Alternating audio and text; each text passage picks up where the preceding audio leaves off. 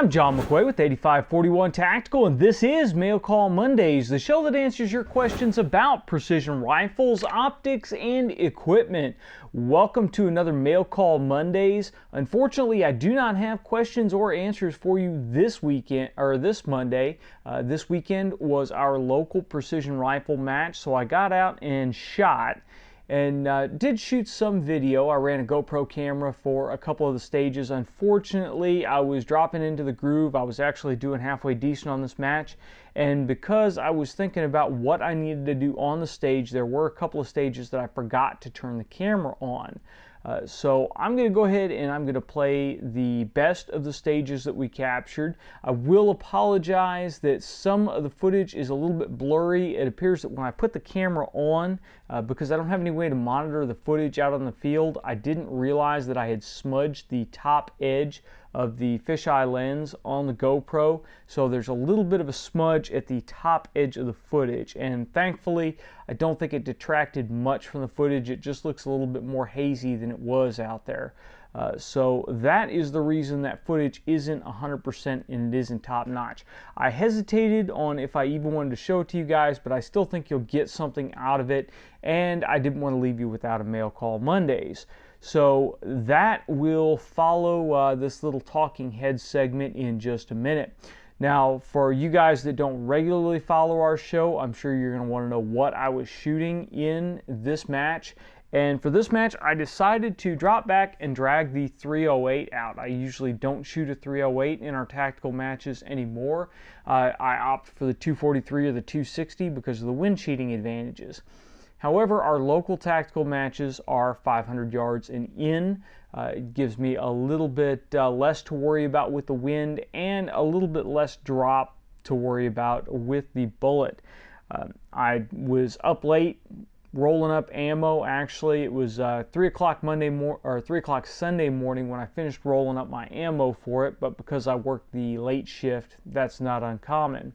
I loaded up 100 rounds of 175 grain Match King pushed by 43 grains of Reloader 15, and that's about equal to the military M118 LR load. It's a really nice load that seems to work across all the 308s I've encountered. Since it's a fairly mild load, I don't need to do any workup on that load on the different rifles. If I get a 308 in, I can load up 43 grains of Reloader 15 and a 175, and I know it's going to be safe in any rifle that is safe to fire SAMI level ammo. So we're good there. It's about the same equivalent to Federal Gold Medal match, that kind of stuff. It was running, when I chronographed it, out of the 20-inch barrel on the AACSD here with the Thunderbeast suppressor, we were averaging 25-28, so 2,528 foot per second. So that is a relatively mild velocity for a 175. Now, the rifle I was shooting it out of is our Remington 700 AAC SD. It has a 20-inch 1-in-10 twist barrel. It has been dropped into a Cadex Defense Strike 30 dual chassis. You guys have seen this chassis off and on through various different videos we've done. I really like it because of its adjustability. It is all toolless adjustments, so in the field I can quickly fine-tune things. If I need to change something up for a specific shooting problem that we have, then I can make adjustments there. The cheek piece is really designed more for right-handed shooters, but it does have enough of a rollover here that I can shoot at support side, and we actually did have a support side stage. So shooting a support side is really not that big of a deal at all. It's got plenty of rail space. You can mount rails wherever you want. It has a ergo flat top pistol grip on it, which is a really nice pistol grip. It's got some good palm swells. And it uses AICS 5-round and 10-round magazines, which fit in there just fine. Now, a couple of you guys, when I posted pictures of this just prior to the match, had some questions about the bolt handle. This is a Kinetic Research Group bolt lift, and it is kind of a Mongo-sized bolt handle, and the Cadex chassis is a right folder. So you asked how easily it folds over that knob. Well, the answer is perfectly. It encapsulates the bolt handle just fine. It locks it down right where it needs to be, and we don't have any problems with that at all. As it folds back out, no binding, anything of that nature. So the KRG bolt lift works great, and because we're running a spur mount here to get the Bushnell XRS up here, I've got plenty of clearance. I don't have to worry about my thumb getting pinched between the knob and the scope. As I said, the scope is a Bushnell Elite Tactical XRS. It is a 4.5 to 30 power rifle scope, and yes, we are still working on the review on it. It's worked pretty much flawlessly so far. I have a couple of little things about it, and you'll see some of the little glitches in the video. One of the things that you'll notice is that when I was dialing, a couple of times I would dial and then I would push the knob down just halfway and then pull it back up. It's because when these turrets are extended, there's a little bit of lash in it, and when you're cranking it, sometimes it's hard to see which tick mark you're on. I don't count clicks, that's too slow in a match, so I'll just buzz the turret to the setting I need and then go from there. Usually when I'm dialing, I will leave the turret up because it's too slow to pull it up and lock it down each time. Sometimes the turret takes a little wiggle to get it to lock all the way down, so that can hang you up when you're on the clock. But if you get it buzzed in there, you may be a click off one way or the other, and if you push it down just a little bit, it takes that lash out of the equation and you can see where you're at, which tick mark you're on. So that's what I was doing there when you see me dial, push a little bit down and then come back up. It's because I was just trying to figure out which tick mark I was on. Scope worked great. For this match, most of the time I was running between 15 and 20 power. Really wasn't up on 30 power a whole lot. The Mirage wasn't too terrible. It was just there was a lot of tracking left to right between targets, and high power does not work really well for that. It'll cause you some serious problems. We had one stage that was a moving target stage that I didn't have the camera on, but I'll explain it to you here real quick. We had a target at 404 yards, a steel target, that you had to hit to start the stage. On your first shot, hit or miss, the mover came up and started at 500 yards, and the mover made one pass down and back and then came down. So you had to hit the steel target before you could engage the mover. So if you spent a lot of time banging on that steel or trying to hit the steel, then you were losing time to engage your mover. You had up to 10 shots to engage the steel target, then you had to move, and you had up to 10 shots to engage the mover. All 10 shots could count for score on the mover if you were able to get all 10 off. I was not. I was only able to get 9 off on the mover, but I hit the steel on my first shot before I picked up, moved to the mover position, and dropped in. Now the trick here is, because you're on the clock, the mover moves as soon as you pull the trigger.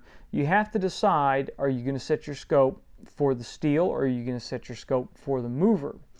With a traditional mil-dot crosshair scope where I just have a vertical and a horizontal stadia line, I would have set the scope for the moving target and then I would have held under for the closer steel target. I usually don't like to hold under, but that would have been the best way to do that. That way I was holding my lead, which is about a 1.5 mil lead for a walking target. I would have been holding my lead on that nice horizontal line in the reticle. Well, thankfully we're running a Horus H59 reticle in here, which I'm not a massive fan of the Horus reticles, but sometimes they do have their purposes. And in this situation, I was able to dial my scope for the 404 yard target, which was a 2.3 mils, if I recall correctly. And when I finished engaging that target, then I was able to come up and just simply hold a mil over to engage that 500 yard moving target. And while in a normal reticle where I just have one horizontal stadia line, I would have been holding into dead space. With the Horus, I actually have a full line at the 1 mil mark. So at 1 mil low, I've got a nice graduated scale to hold on, so I know exactly where 1.5 mils is at for my moving lead. And it worked great. So there are different ways to handle different stages depending upon what equipment you run. I still think the Horus reticles, I think the H59 is probably the best out of the Horus reticles that they have now. It is still a really bold reticle, and sometimes you can start to lose stuff in the reticle. So it does have some drawbacks as well, and at some point later on I may do a video specifically on the H59 reticle because it's popping up in more and more optics, and we actually have 2 optics on deck that have this reticle right now. So it's got some interesting features, and it does have some drawbacks to it. So, but I digress on that. We are running a Spur ISMS, which stands for Ideal Scope Mount System, on this rifle, and the Spur mounts are excellent. They are built like a tank.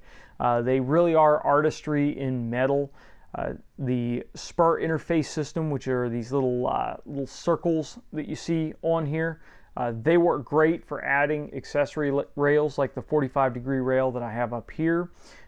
The mount has the ring set at an angle so you don't obscure your scale on your turrets, and it has a nice bubble level on the back. They make a wide variety of heights and formats for these mounts, so you can get them to fit just about anything. They are expensive, but in this case I think the quality warrants the price. You still are getting good value for that money. Coming out here, you will notice that we have an Atlas version 8.1 bipod mounted on this rifle, and we just recently got the new Atlas PSR in. Right before I started this video, I finished screwing the ADM throw lever mount on top of that bipod, and we'll get some range time, and we'll let you know what the differences are between the PSR and the new PSR and the old Atlas version 8.1. There are quite a few differences in it, some things I think are really going to help in the shooting of the bipod and address some of the little drawbacks that I have with the 8.1. But once we get some trigger time, we'll get back and let you know how we feel on that. Now, a couple of you guys did ask about the 45-degree legs on the Atlas bipod. A lot of times when you see videos or photos that I've shot, the legs are at a 45-degree angle like they are here. Most of the time in photos and videos, that's a purely aesthetic choice. I decided to kick the legs forward because it allows the rifle to sit fairly flat like it is now, real horizontal. If I had the legs deployed at a 90-degree angle, the muzzle would be up, and it doesn't look as good on video or in photos. I think the straight line looks a whole lot racier. It makes the rifle look a whole lot better. When I'm actually using the bipod, most of the time the legs are deployed straight down at a 90-degree angle. There are specific situations, especially in a professional capacity in an urban environment, where kicking the legs forward at a 45-degree angle is a much better choice.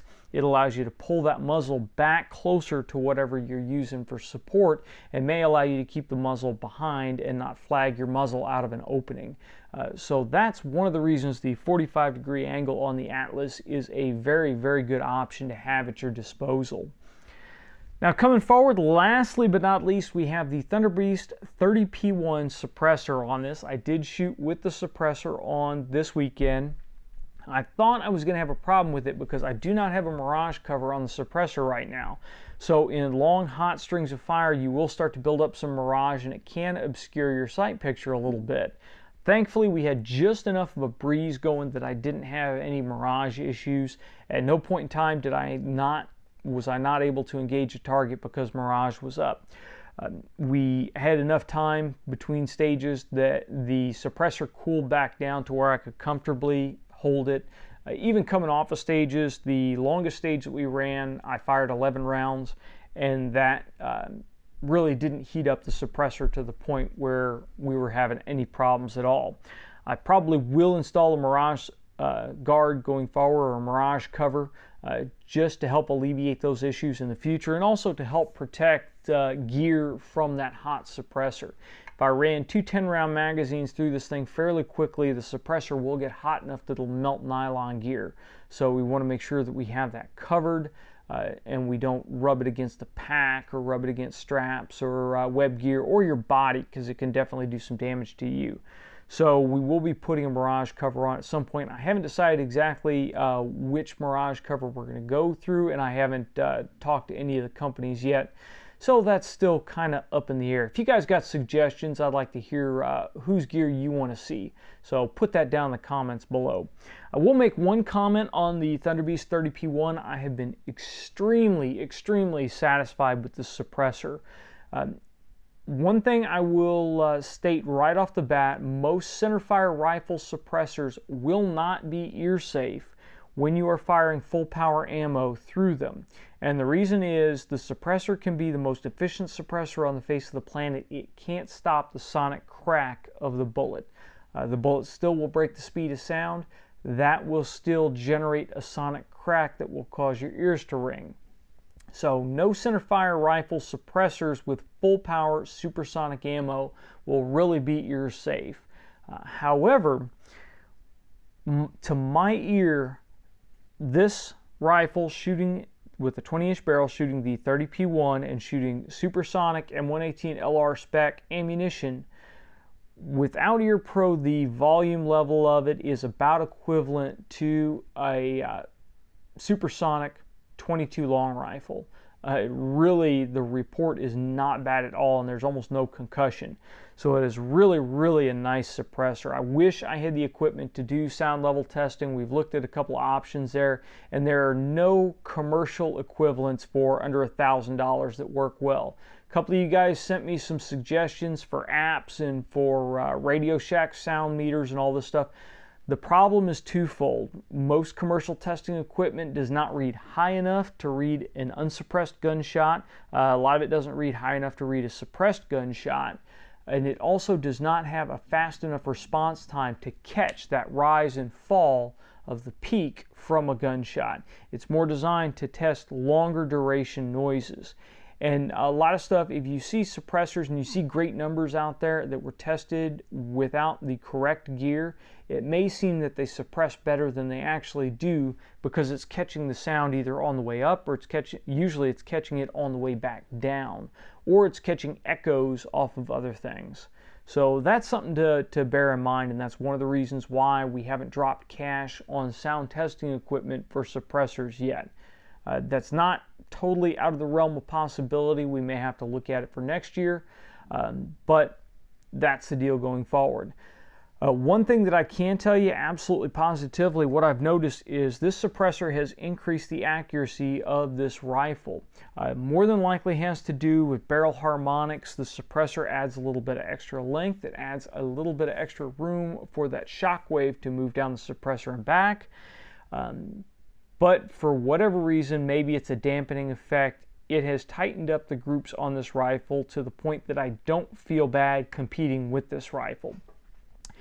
Times past when I've taken this thing out and tried to shoot in a competition environment, the accuracy has not been there for paper stages.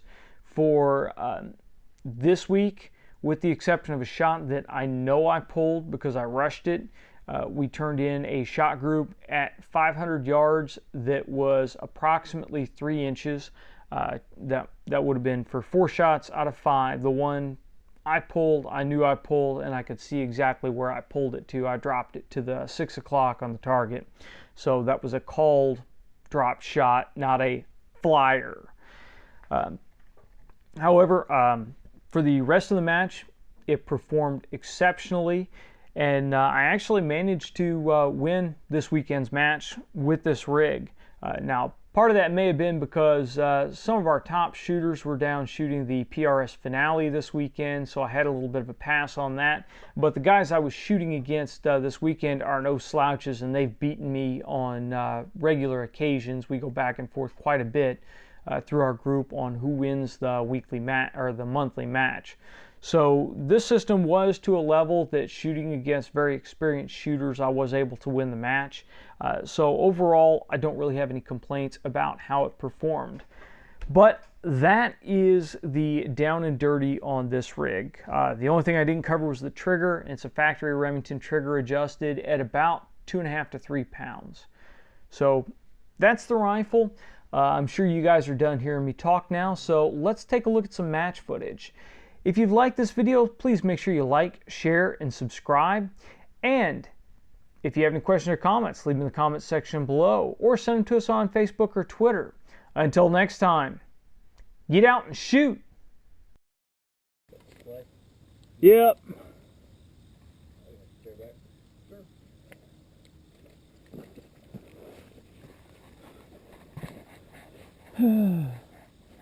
All right, shooter ready. Go.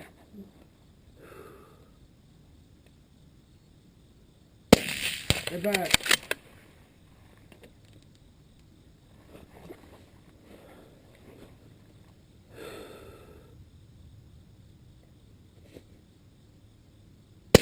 Get back.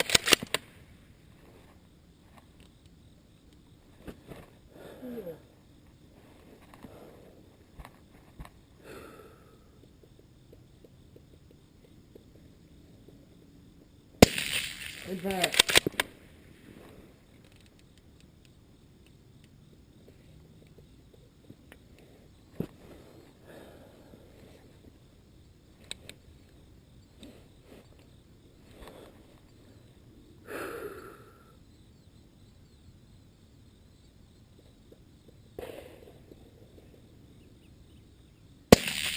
Get back.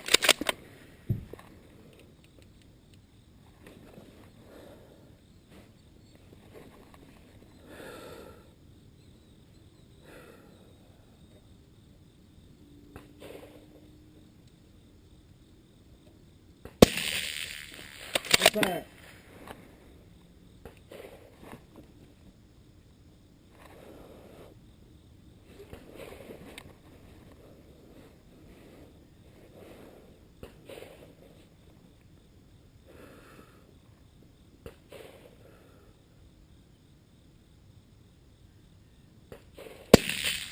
Get back.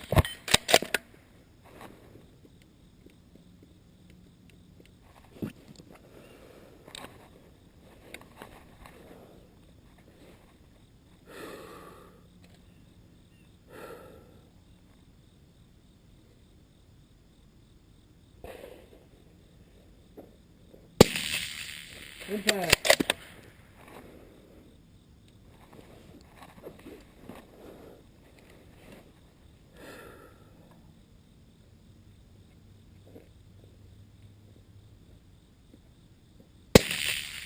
Get back. So, Stand by. Ready? Do job. But that shoot. That was all right. I missed two, which I should have been able to get further. So. Did you have time or? Huh? Shooter's ready. No. Shooter ready. Stand by. You got 6 targets. You just didn't have. You had ammo. Yeah, 8 left. Targets, 45 seconds. Right, I'll say you ran out of time. That's why you. Yeah. Hold on. Shit. Gonna review. Stand by. Impact.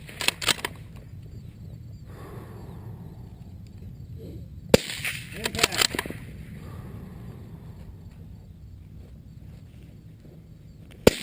Impact.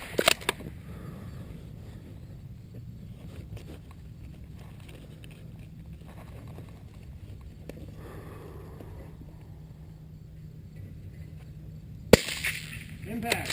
Oh, I never came up with this stage. It's actually a fun story.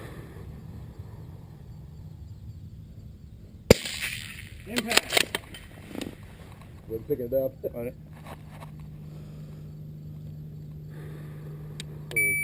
Time. That shot does not count. Jeez. Okay, Kim stage. We're going to be shooting at the D4 target again and D8. Okay? So, shooters will draw a Kim card. This is what they look like. Which two targets? D4, D8. Okay. No C's. This is what cards look like, okay? So, shooter will draw a Kim card and have 30 seconds to memorize order. Shooter then will advance to the barricade X and engage large and small target one time from an appropriate position. I don't care if you shoot small one, big one, you got to shoot at each one time, okay? So, after you shoot that, then shooter gets out of order, the RO will call ceasefire, and your stage is over, okay? All points up to that, everything up, all points earned up to that point will be retained, okay? Any questions? So if we screw up on a color, we're still going to keep our points. You're just done. You're just done. Okay. Okay, hold up. Get ready to draw. Ready?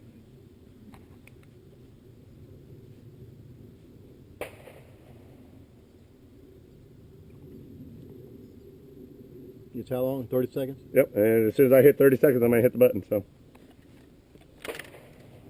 That's when your time will start.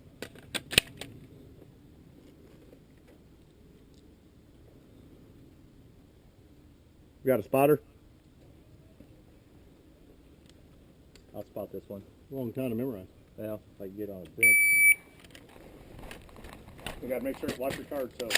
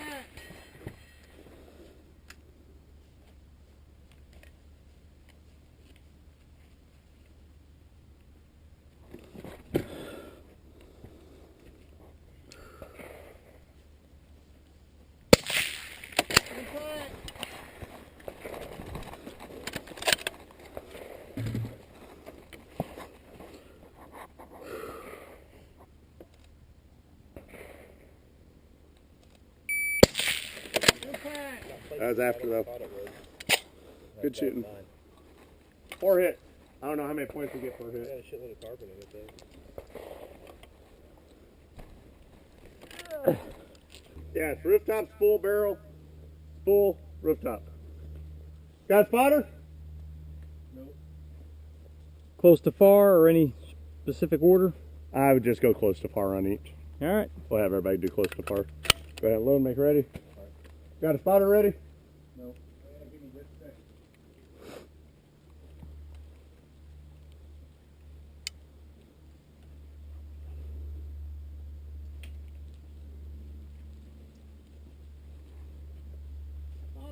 Spotter ready? Okay, there's no delay on these, all right? Shooter ready? Shooter ready?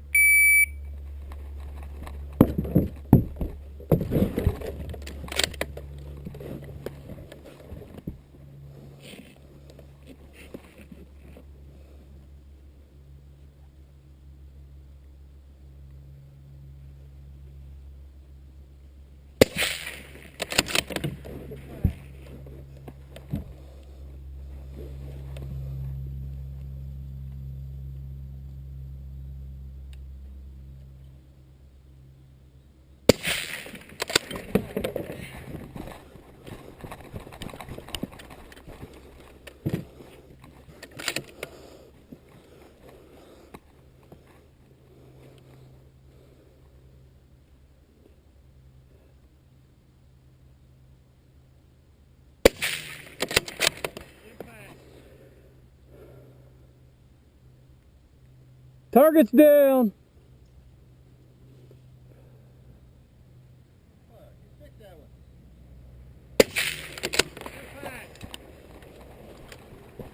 Which one went down? Far. Keep shooting the little one.